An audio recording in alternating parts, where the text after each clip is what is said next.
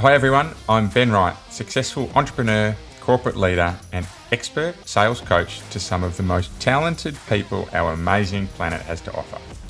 You're listening to the Stronger Sales Team podcast, where we bring together and simplify the complex world of B2B sales management to help the millions of sales managers worldwide build, motivate and keep together highly effective sales teams.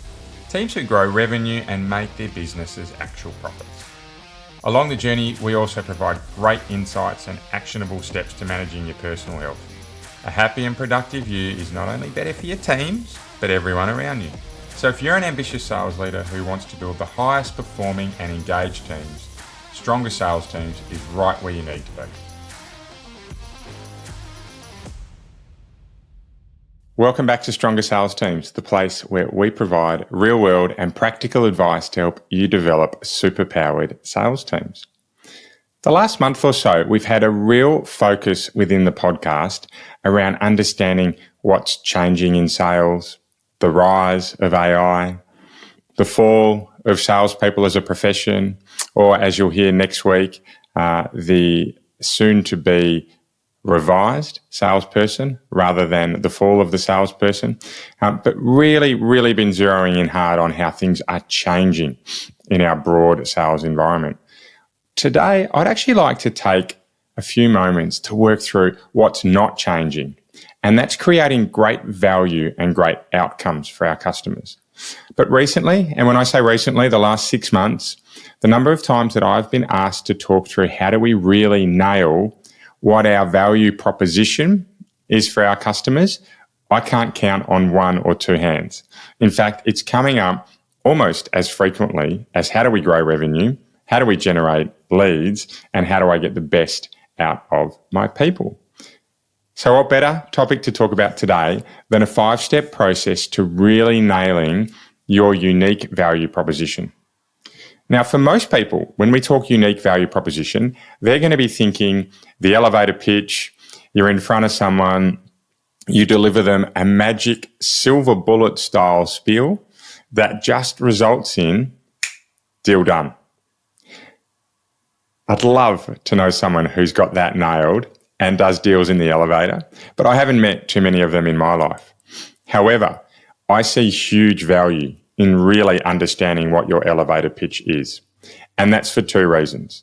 Number one is it helps you clearly articulate to any customer, any contact, any prospect at any point in time exactly what you do. And when you know what you do and that value you provide or the outcomes that you will generate for your customers, that is very powerful because it gives us a level of confidence to be able to meet with our customers in any environment at any time. The second thing that I find really valuable in understanding your unique value proposition or your elevator pitch, as we call it, is that customers can get really clear really early on the value you provide. Now, that doesn't mean you're closing deals in an elevator or in a networking environment or when you're meeting new people at any point in life. But what it does do is it allows you to really quickly then identify at a customer and a personal level if that value might be something worth talking about in more detail.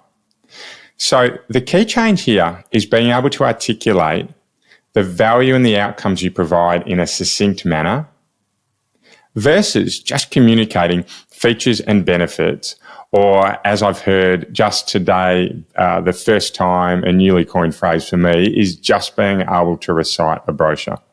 Because if that's all we're doing, if we're just talking about a brochure, then we may as well send our customers online or where they can read something themselves. But if we can really clearly articulate the value and the outcomes that we're providing to that customer, that's when we're adding value. That's when we're getting past 70% of customers who currently don't want to deal with salespeople. That's when we're getting to those people because we're providing them value. So the point of what I'm trying to say is that as a team, there is no time lost if we can be really clear on what our value proposition or our elevator pitch is in a very succinct manner. So how do you do that? Because it's certainly not easy to distill down what you do into 2 sentences that's repeatable and engages customers or prospects in a really easy fashion. Well, today we're going to go through 5 steps that you can take to get there.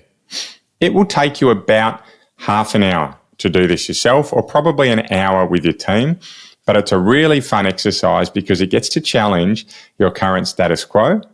And then from there, once we're challenging, we get to learn and grow and be better at what we do. So let's go through these 5 steps. Step number 1, we need to understand who your ideal customer is first. Cue eye roll, cue people listening that say, I know that. My challenge is to be able to articulate that in 30 seconds to anyone within your business that you talk to. That's where I often find this exercise falls down, because the ideal customer profile is often very broad, loose, and non-structured.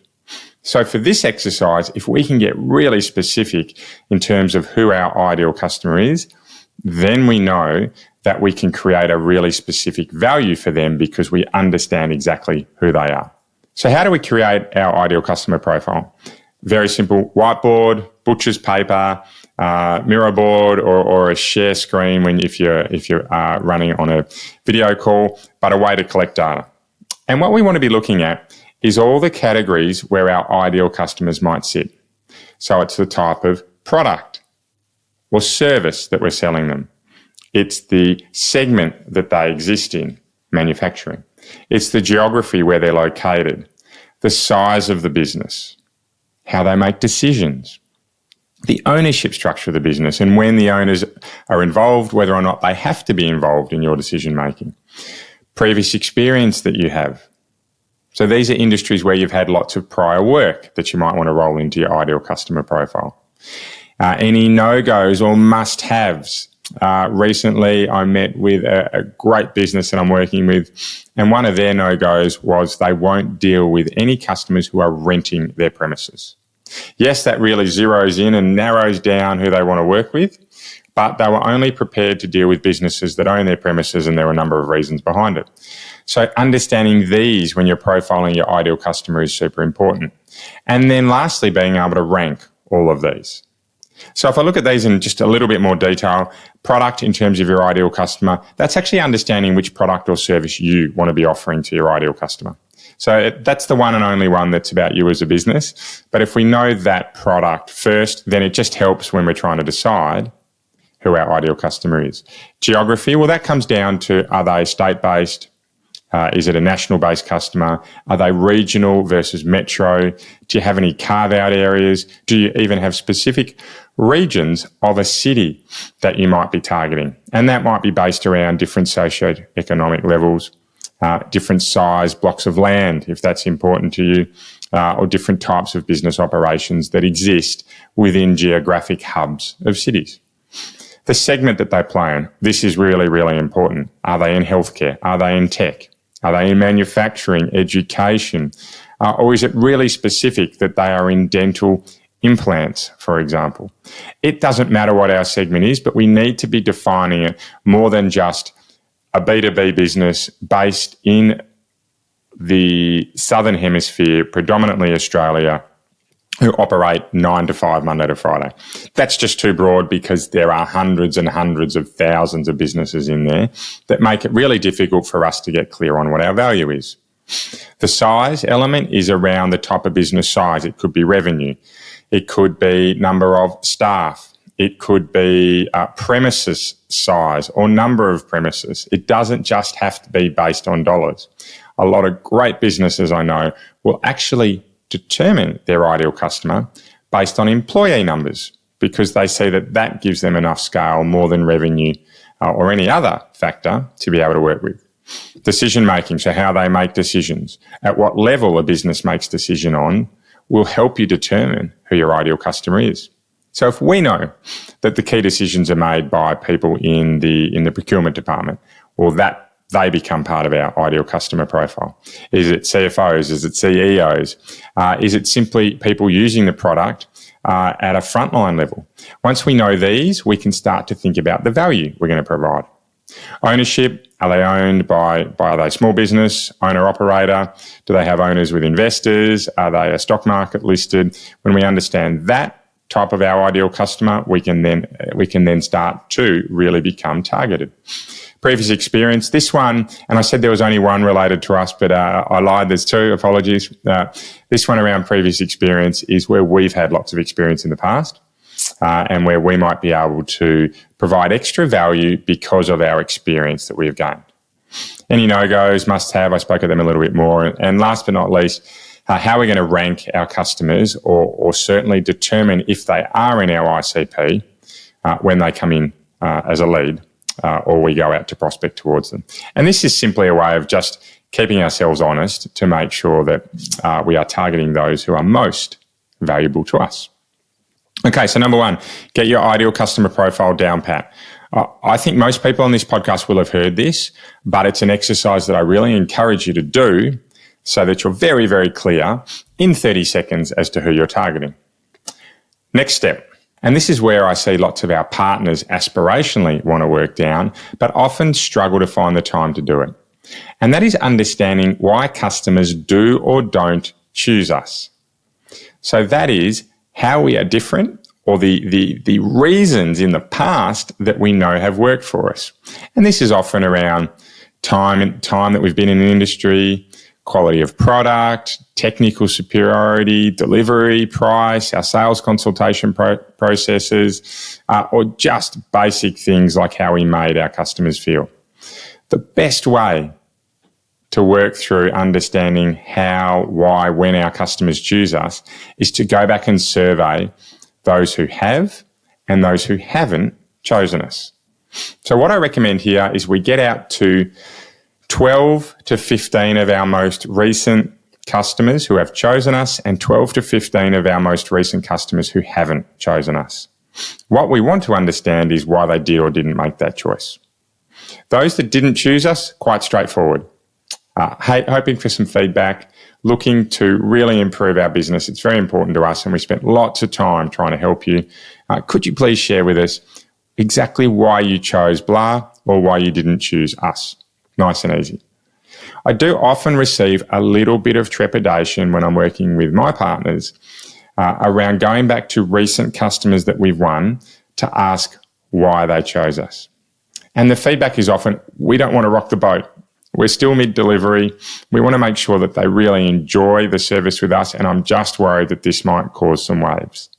For me, this is the most important time to be understanding why customers chose us because it's still fresh in their minds. And time does dull why decisions are made, and we want to understand why at the point of needing to make that decision, our customers chose us.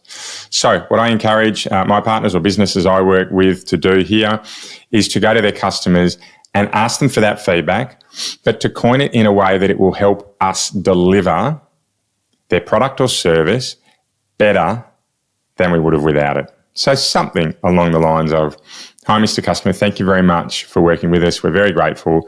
I'm about to brief our delivery team around your project or your upcoming service or product, whatever it may be. And I'd be really grateful if we could just go through what was really important in the reasons that you chose us, so that I can make sure we most effectively deliver to those outcomes. Done. That's how we've then asked a question. We've phrased it in a terminology that is important to our customers. And by the way, it is important that we go and give that feedback to our operations team. I am not for the hollow question that gets us what we like without providing that value, but it certainly allows us to get what we need out of that interaction to be finding out exactly why customers choose us. So, number one, it's all about understanding who our target market is. Number two is brainstorming why customers choose us or why they don't choose us. Because when we know that, it can allow us to pair with our ideal customer exactly what our value and our outcomes are. And this is where we get to at point number three. And this is the hardest part of the 5-step process here. And that is to determine what the value or the outcomes you provide your ideal customer are. So, how do we do this? Well, why don't I start with an example before we get into it, and then I'll follow up with another one at the end. But for me, we have just bought a veggie garden for our family. It's a 2 by 1 metre square garden. It's got a cover over it. Pests don't get in. And it was expensive. It was $800, even a little bit more once we put in 400 kilos of soil and the early seedlings. We're growing strawberries, tomatoes, zucchinis, cucumbers, and broccoli for those that are interested. And every day my little one is out there looking at the tomato plant growing. So we knew the features and benefits of this product, and we could find them out online. And a lot of them were very similar. Automatic watering, easy to put up, off the ground, protection from pests, all those types of things. But what really got us was that one company in particular focused around the outcomes that veggie garden provided our family, and then specifically how it related to their product. So this was all about being able to teach our young one the importance of sustainable farming, the importance of being able to grow your own food, understanding where food comes from, right? It doesn't just go to the shops and buy some, as my little one often says to me. But they really focused in heavily around the outcomes that it would provide our family, and that for us built an affiliation with that brand. Now, when it came down to making the choice, if that brand was twice the price, was that outcome strong enough for us? No, it wasn't. But when we're talking plus or minus 10%, which is very often the competitive outcome or the competitive environment that you're existing in, this is where it made a difference. Because for us, we were then looking for reasons to use this brand the whole way along. Rather than an even playing field, they put themselves ahead of the pack by really understanding the outcomes that were important to us. So that's what we as sales leaders and sales teams need to be able to do to outpoint ourselves against the competition. So how do we do this? Well, this starts with understanding your customer, understanding why they've chosen us, and then linking in our features and benefits. So what we would like to be able to do here is take one of our key features and benefits, for example, in a veggie garden, a feature of having a hood that is easily openable.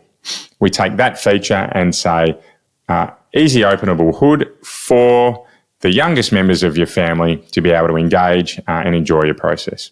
And here what we see is that it's not just an easy clip cover on your vegetable garden, but it is an easy clip cover that little ones can open up themselves, which relates back to our outcome of wanting to have our family involved. Where we can relate our features and benefits to why our customers chose us and the specific customer segment we're working with, that's when things start to get really powerful. So if we take an example of an ideal customer who we know that we want to be dealing with only the owners of a business, the owners of a business who own their own premises. Let's make it even more specific. And we know that customers in the past have chosen us because as the owners of the business and the owners of the premise, we're expecting they're going to be in that business for a long period of time. And they like the very strong balance sheet that our business has. We know one of our features and benefits is that we can provide a service with a really long warranty period because we have the strength in balance sheet to provide it.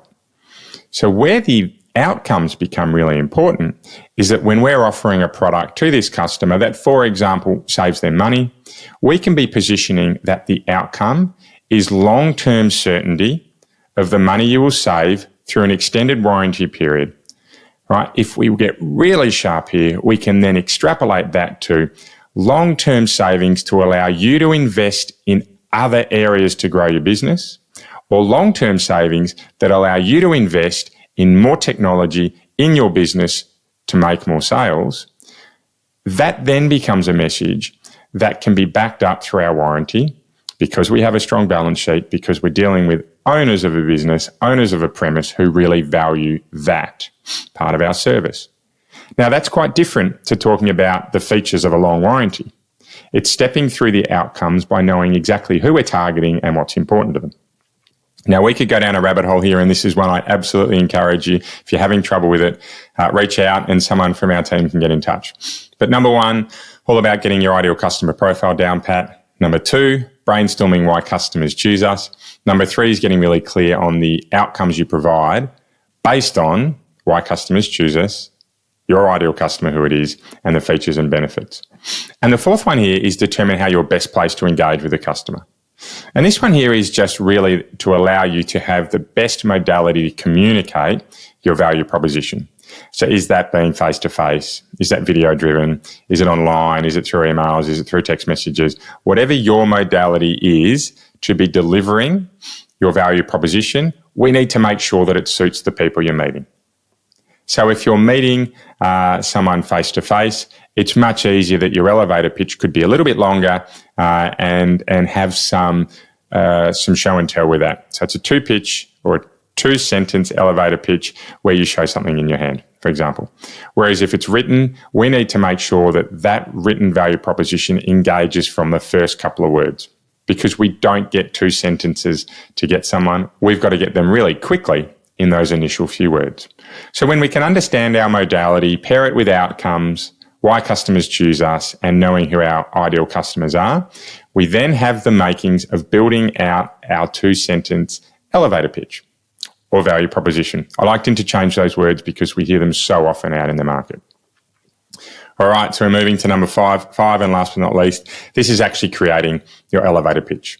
Now, this, I will say really quickly, is something that takes a little bit of time and a few iterations. My elevator pitch, I think I still play with it. I still tweak it along the journey. And it took me 3 or 4 goes to get it to a position where I felt it was something I'd be happy to present in the market.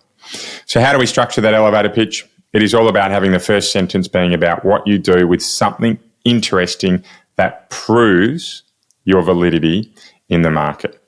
So in our instance, if you're a sales consultant, we're going to be talking about the name of our business and some evidence of what we do. So for someone like me, I'm Ben Wright, owner of Stronger Sales Teams, and have been involved in over $1 billion of deals, 1,800 sales pitches, just myself, but thousands and billions of dollars more through the teams that I've led. Now, that's slightly longer than one sentence, but for me, when I'm meeting someone face-to-face, that immediately stakes out credibility in what I do because I've carried the bag and had boots on the ground. The second piece is the outcome you provide.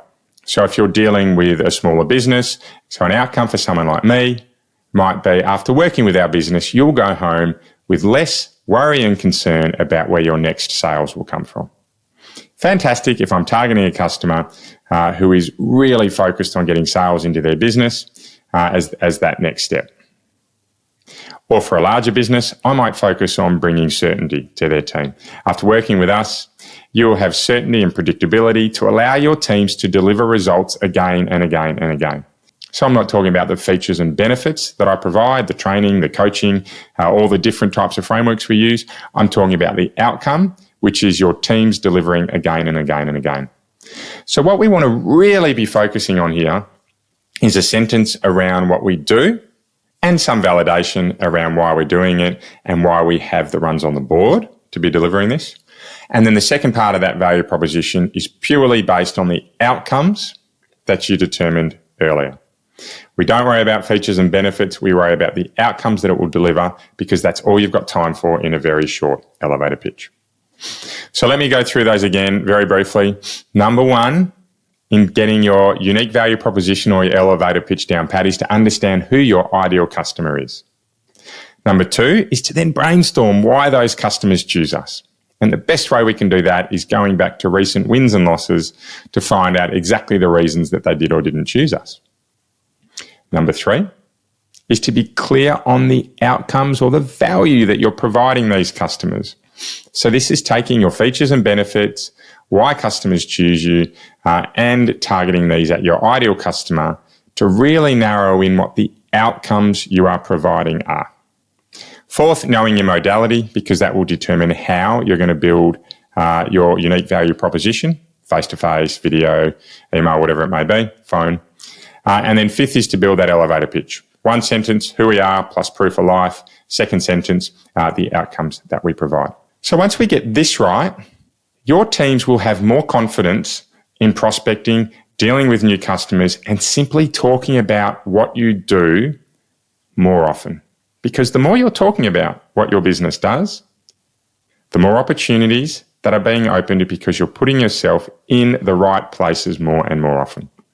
So I really encourage you now to get your team together, work through that framework, get in touch with me if you're not sure what it is, and we're more than happy to help you. Very easy to have an hour with us. There's links everywhere, and we generally won't charge for that first session. So use it to your advantage. Because once you do that, you'll find that there are more conversations about your product and service more often, which, as I said, opens more doors for you to be able to talk to customers. Okay, so that's it for today around developing your unique value proposition. But before I go, health and fitness tip, we are still doing these every single time we have a solo pitch. And at the moment, what we're seeing is that it's starting to get a little bit colder. And when it gets colder, we can often go more for comfort food. We tend to sleep in. We hit that snooze button a little bit more. And there's more sedentary time in front of the fire or TV or reading, whatever is your choice of leisure activity. So how do we get through that to make sure that during the colder months, we don't step down to a point where our personal health suffers? Well, for me, the magic and the silver bullet that I use here, and yes, one of the rare times I will talk about a silver bullet, is that I aim to be active in as many forms as possible. So whenever I have the option to take stairs instead of elevator, I do it. Whenever I have the option to walk to a shop rather than drive, I take that option. When I have the option to be playing with my daughter where I'm active rather than sitting down and doing something passive with them, I take that opportunity. And these moments of being active, of getting out in the garden, of taking any point in time where you can to stop sitting down and start moving, those little actions add up over and over and over and over again for me. And it's resulted in me having a really common and predictable method to keep looking after the movement side of my physical health. So have a think about how you could use that for yourself. Once you practice it and it moves to the front of your mind, it becomes really easy to continue to get down pat. So something a little bit different that I think anyone listening to this has in their capability to know. So that's it from us today. So stay tuned for next week. We've got a great guest, Alex McNaughton, who is going to talk about some of the really significant things changing in sales and sales leadership. But until that point in time, please keep living in a world of possibility and you'll be amazed by what you can achieve.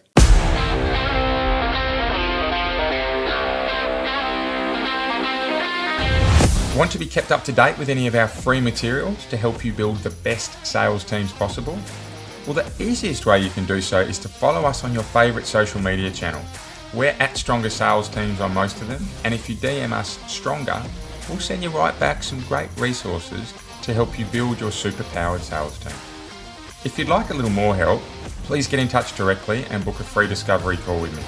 I run a limited number of these sessions and they're free for my podcast listeners. I'd love to help you out. Until then, see you next week for another podcast of Stronger Sales Teams.